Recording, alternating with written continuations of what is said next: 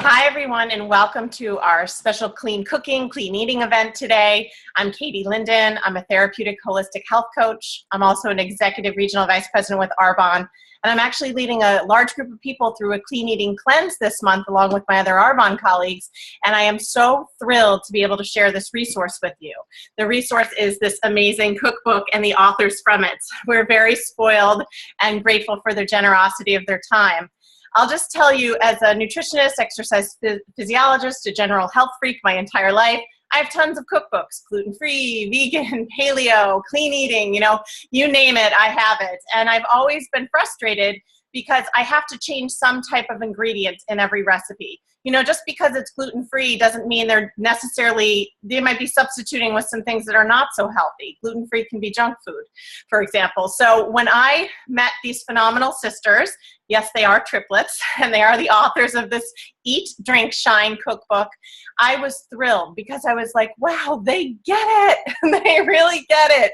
And so they understand sourcing of ingredients, smoke points of oils, what to cook in, bone broth, sprouting, so much more. And it's just a go-to. Something that we hear all the time from our clean eating cleansers is, it's hard enough to make new habits, to have go-to recipes, and things like that. But it's also hard when you have to cook for more than one person. And they don't want to have to cook multiple meals in a household for your significant other, your kids, or whatever.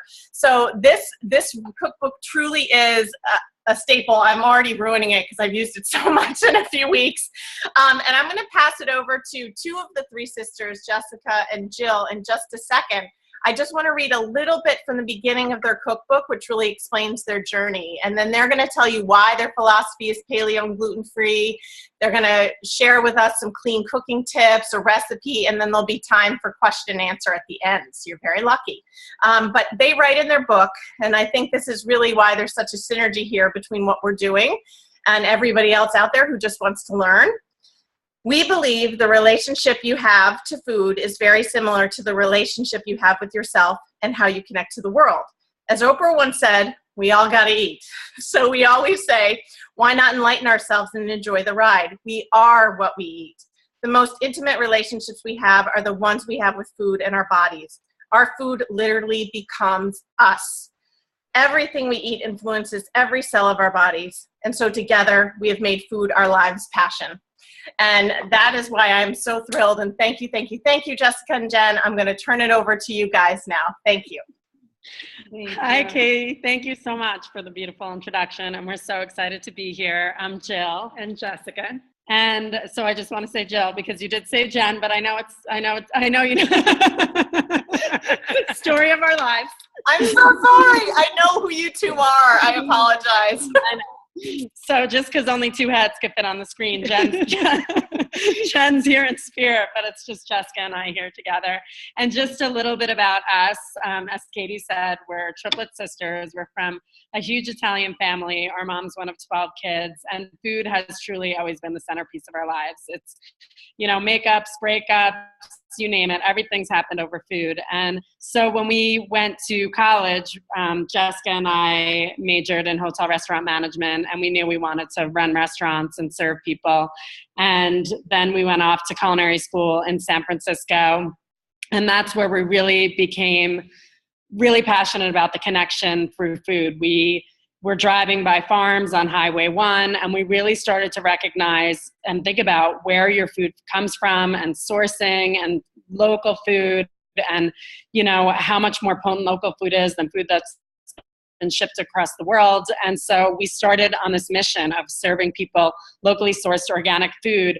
One piece of it, but also assimilation. So how that food gets transcribed into your body and how you make it the most nourishing, because you can be eating the most healthy food in the world, but if your gut can't assimilate it and digest it, then it's not really working for you. So that's one of the big things that we focus on. And we opened up our first restaurant at 24 years old called Trilogy, and it was a restaurant and a music venue. So we had live music nightly.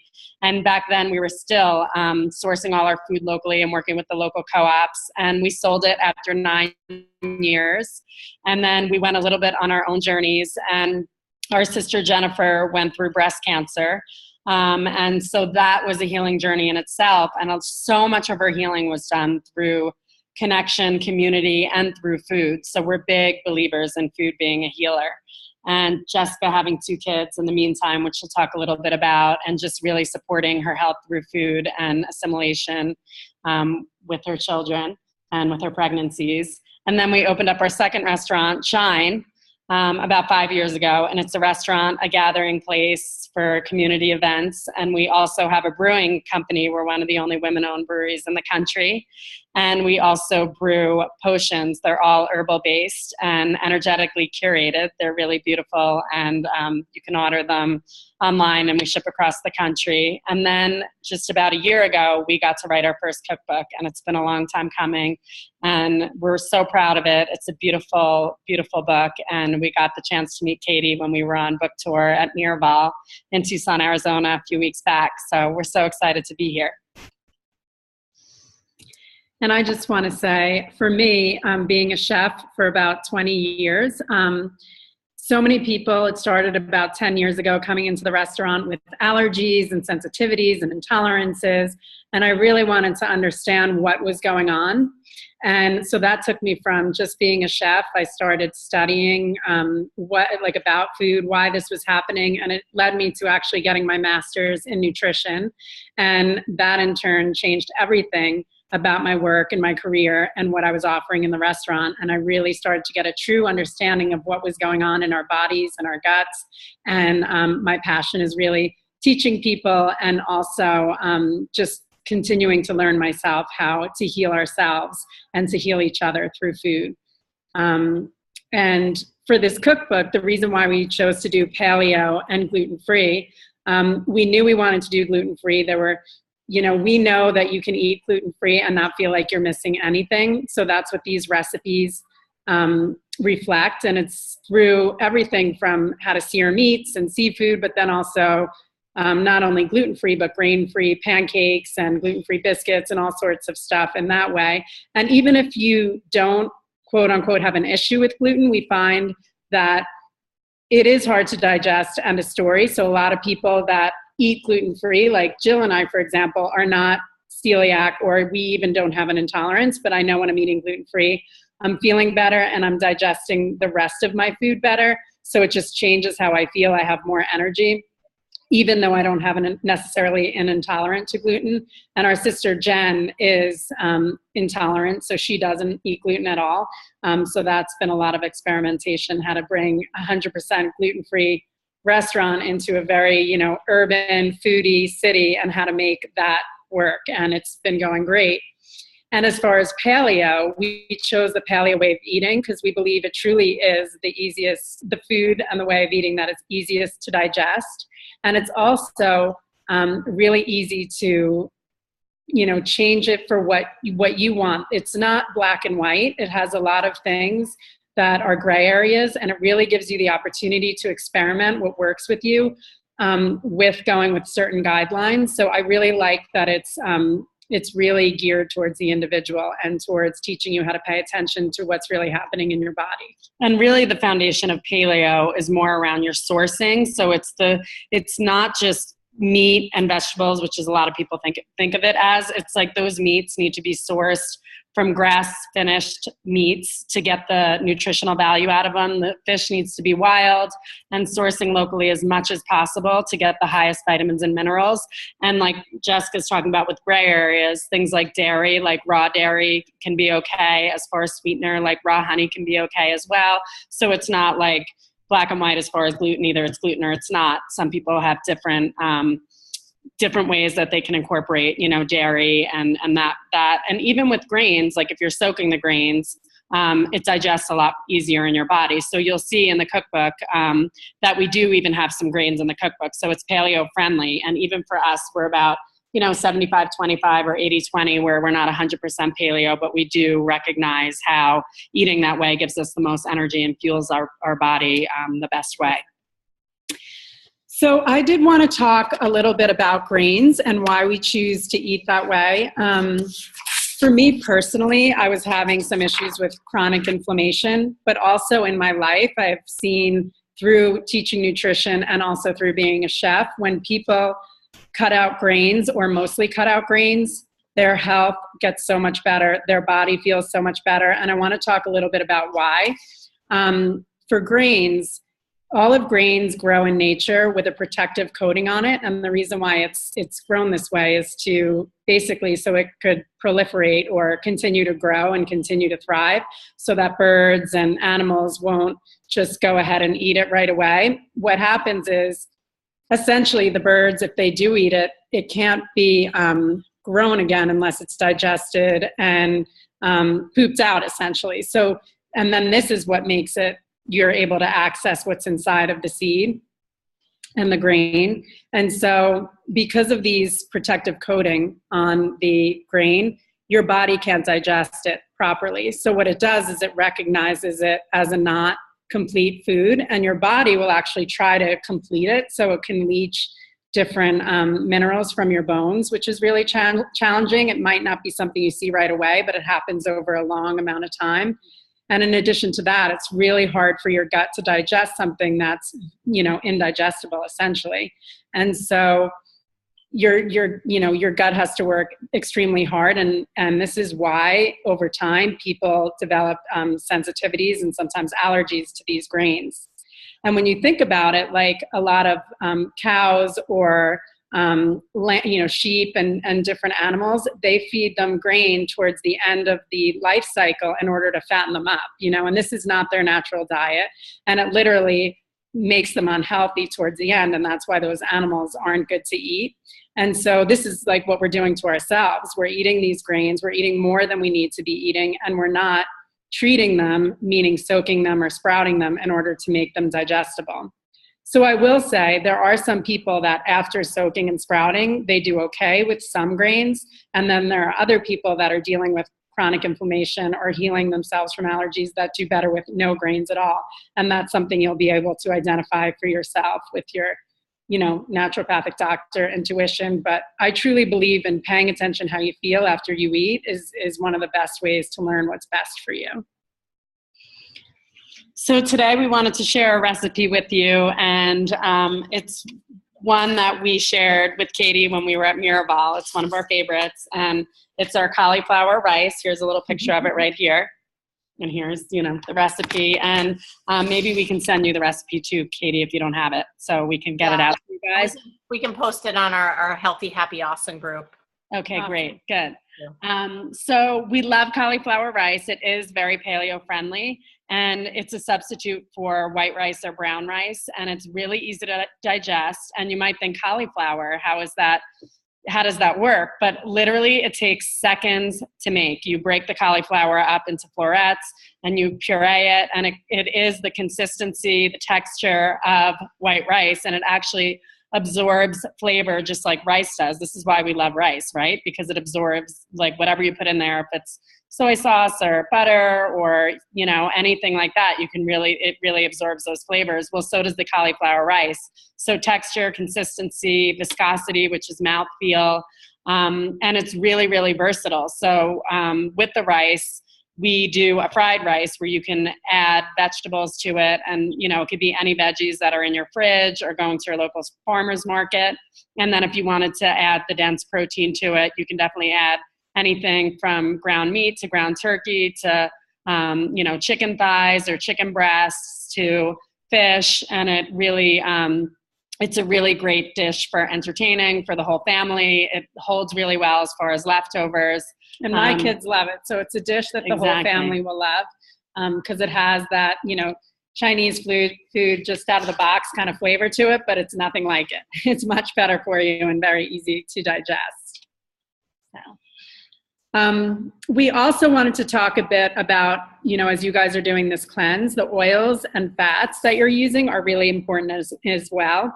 And something I like to say as a guideline is when fats are solid at room temperature, that usually means that their smoke temp is a lot higher. And the reason why the smoke temp matters, or the smoke temperature matters, is because when you put something in a pan, say it's olive oil, and it starts to smoke, it actually breaks down the oil and it becomes a carcinogen for the body. And it's something that I think a lot of people don't realize. So I just want to go over the oils that I really like to cook with, and I also want to go over the pans that I like to do it in. So as far as oils, again, And here's the thing. It's about thinking outside of the box a little bit. Now, you do a cleanse. This is something you're doing in your life to make a change, to feel better. And so possibly some of the things you're doing are not necessarily working. So it's about trying new things.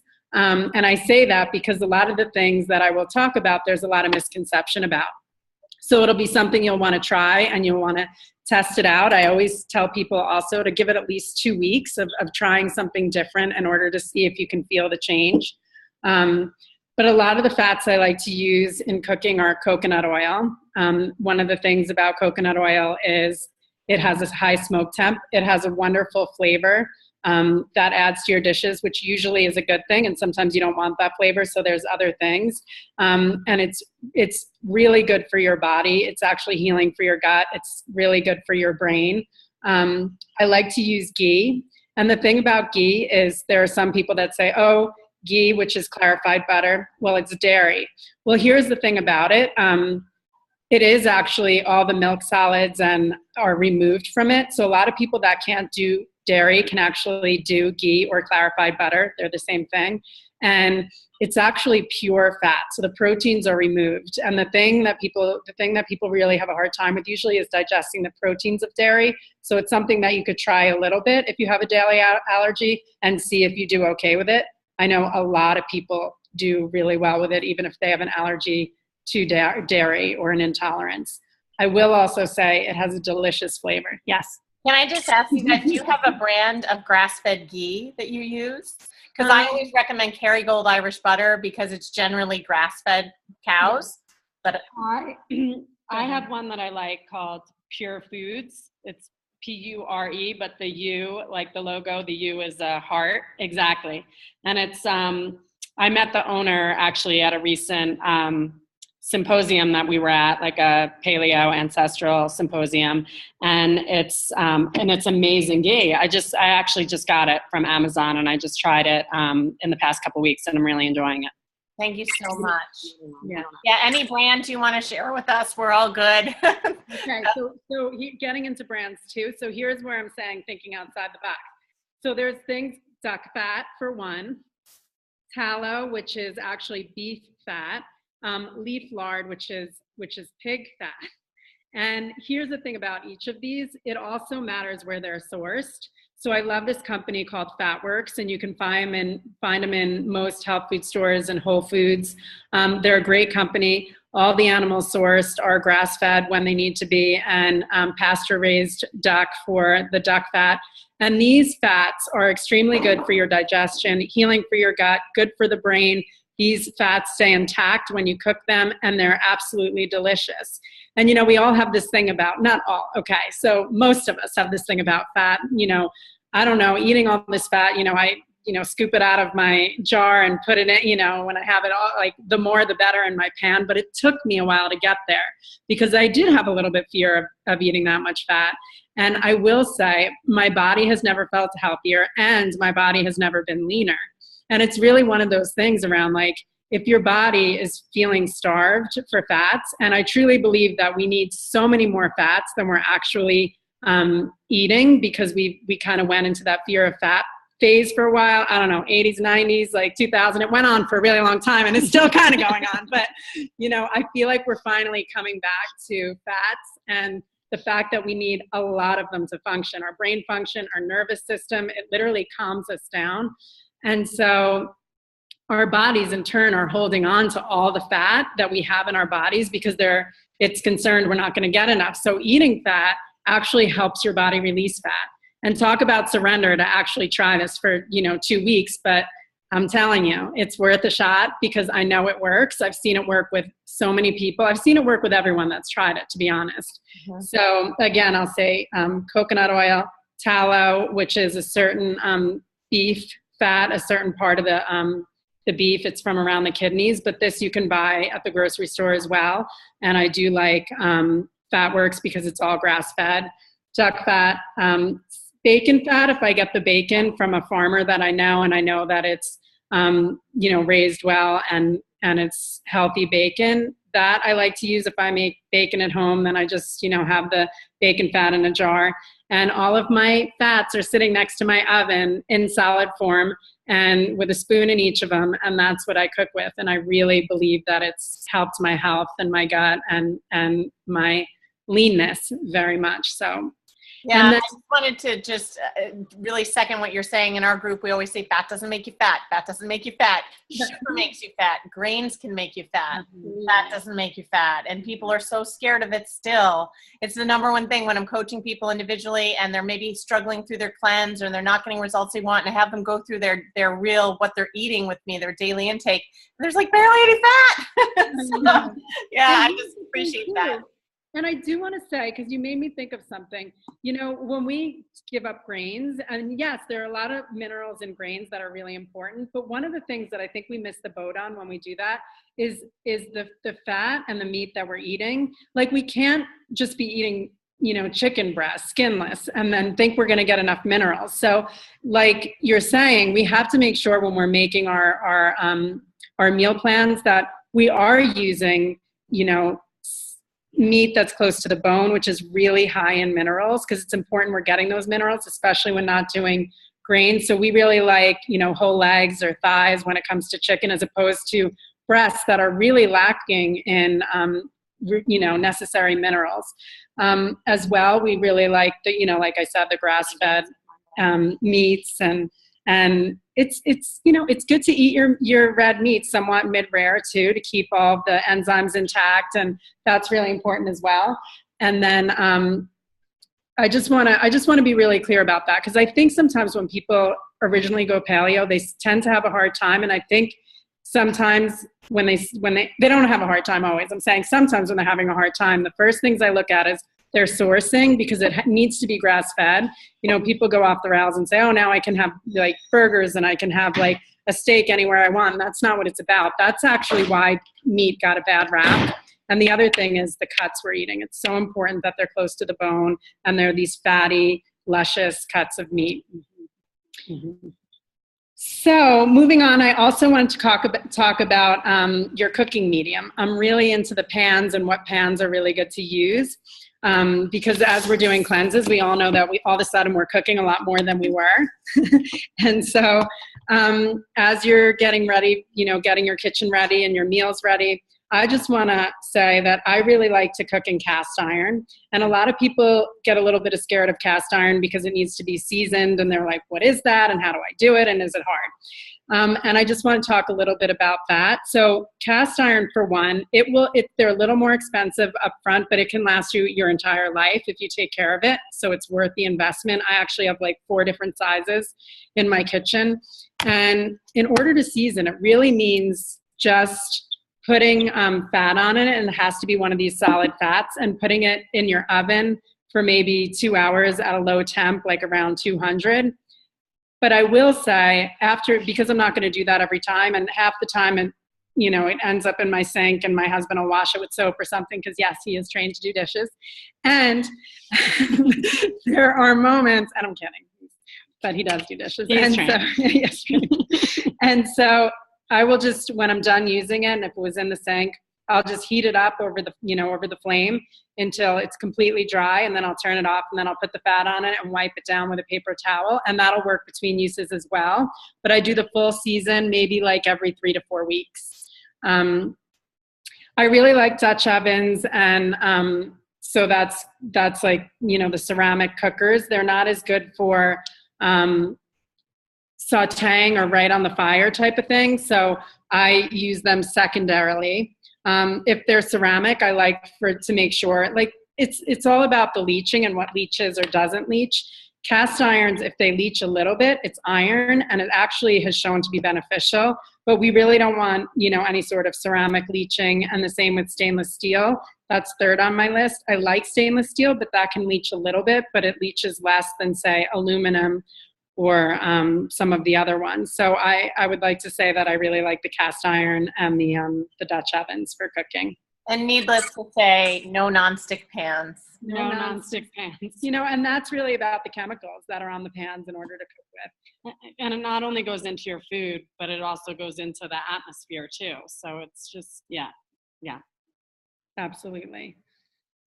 So I know we have just about 5 minutes left, and I wondered, in your book, you do explain sprouting, which we don't really have time to get into today, although the book really does explain it well, but broths and why bone broths are how you make them, the recipes in the book, but why they're so helpful, especially in a cleanse.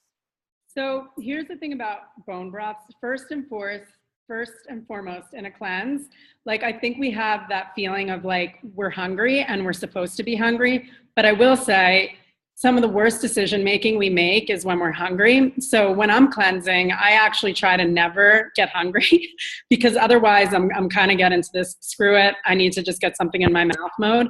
And so broths come into play in a great way for that, because if you have your broths set and ready to go, and you can make them, you know, the beginning of the week or the beginning of the month, if you're doing a month-long cleanse, and you could freeze them. But they're great to sip on during the day to curb your hunger.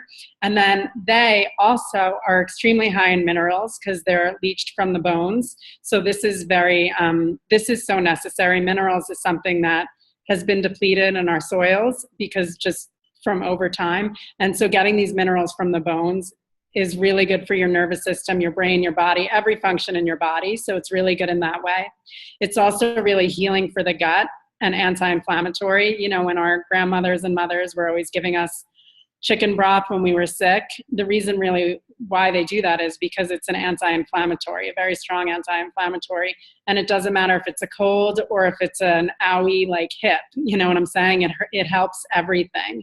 It's a really a big booster for the immune system. I actually give bone broths to my kids every morning, almost every morning. I give them just a little bit because I want them to always like it. And if I do too much, I've noticed that then they don't like it anymore and won't have it anymore.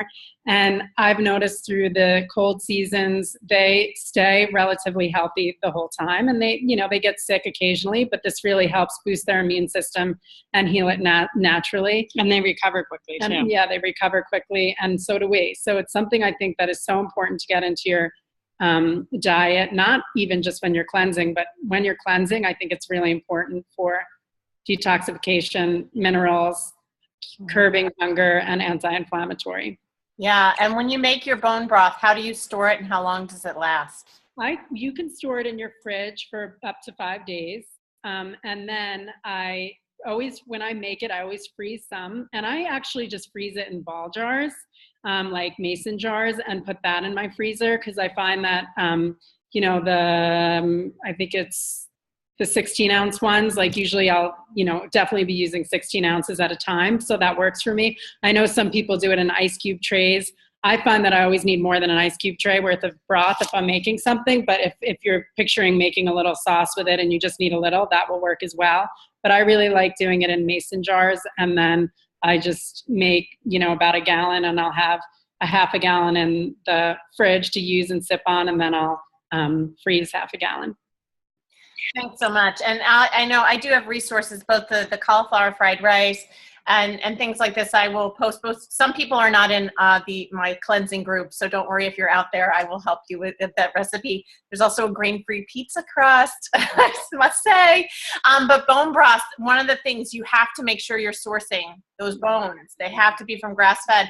I've had problems locally here doing this in New York, and so I have found some resources. It's not the best carbon footprint, but I have found some people that do it well, freeze it, and it can get shipped to you. So if you're uber duper lazy and you're not going to do it and you want broth, I can help you. So I will also say, if you are doing it, it's fun to, when you get comfortable with it. Like sometimes I add lemongrass and ginger and like, you know, lime leaf and stuff like that. Turmeric, and like you can kind of play with it and make different stuff with it as well. That's awesome. There's local farms up there. Sometimes you can call the local farms and they'll get you bones too. Absolutely. I'm a big proponent of everybody. We have a lot of people all over the United States, some people in Canada, going to local farmers markets again, talking to the people there, asking them their methods, right? You'll find the right people. Here in New York, there's a farm called Farm Eats. It's actually not a farm, it's a guy who's doing the sourcing, and he totally gets it and he does the right thing. So you know what you're getting. So we have that. I know it's 5:30, and I know I'm so grateful for all of this you've poured into us. Jill, I think if you have to go, please do. But I wondered. And I just wanted to say, if you do want to get the book, you can either go to our website, which is www.shineboulder.com. So SHINEBOULDER.com. or you can get it on Amazon. And feel free to email us with questions as well. And it's Jill@shineboulder.com and Jessica@shineboulder.com. And yeah, if you guys have any questions or anything, I can hang out for a few minutes. I know Jessica can. So yes. yeah. I'm sure, questions and answers. So go ahead, everybody. I know there's some out there. Kristen? Yeah. Hi there. Thank you both so much for doing this tonight. This has been really informational. Thank you for your time. And I just have a question about grains. So many Americans, we're used to the classic bread grains, oat, wheat, millet, spelt, all of that. You talked a lot about rice. So rice, is it technically as much of a grain as, the classic bread grains that we know? It is. It absolutely is. And it's just as hard to digest as a lot of them.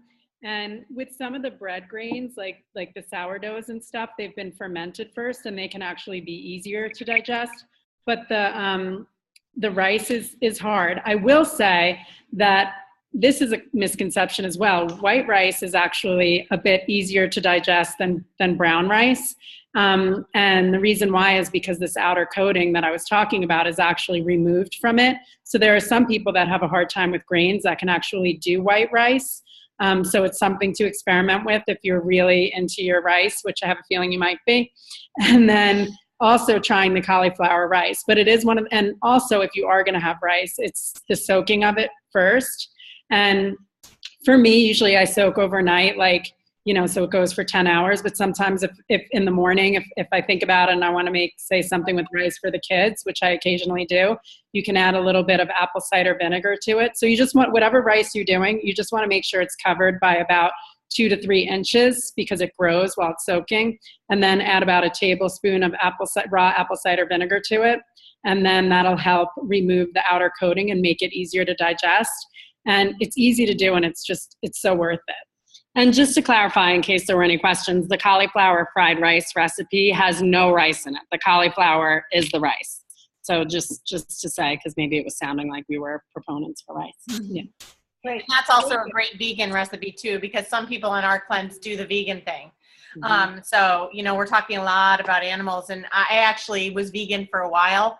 And it just didn't resonate with my body, my lab works, my blood work, nothing didn't work well for me. And I'm a big proponent of the bio identity, and you need to figure out what works for you. But cleansing is one great way to get really in tune. And then we teach people, Kristen and I actually teach people how to add things back in one at a time and be mindful and notice how you feel. Yeah. So thanks for clarifying that. Like white rice gets such a bad rap. People stay away from it but it's actually sometimes the better rice for people. Exactly. I know. So any other questions out there? Well, we are so fortunate to have these knowledge bases.